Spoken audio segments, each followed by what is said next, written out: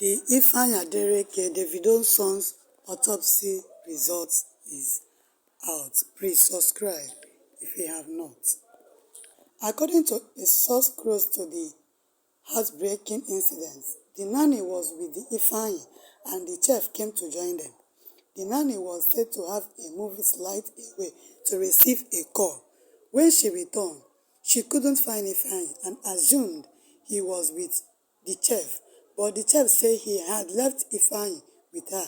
They began to drag it.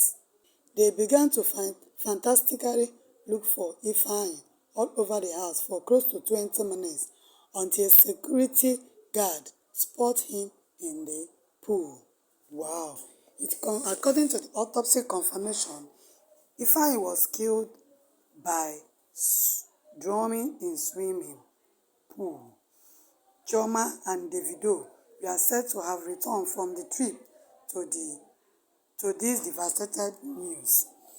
Davido ran mad. He removed his clothes and went to run into the street. He was held back. He and Chioma are inconsolable. What a tragedy. The two suspects are still with us. Autopsy have been conducted. The autopsy confirmed that he, Ifeanyi, died by drowning. This will go like quick. I swear. Officer in the state, Benjamin Hedra, told Punch. On the whether of the two principal suspects will be charged in court, the priest spokesman said, "I don't want to preempt that investigation is still going on."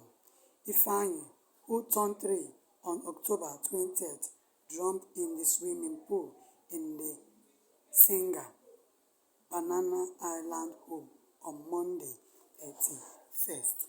See you on our next video. We'll be updating you as they are trying to plan the burial arrangements.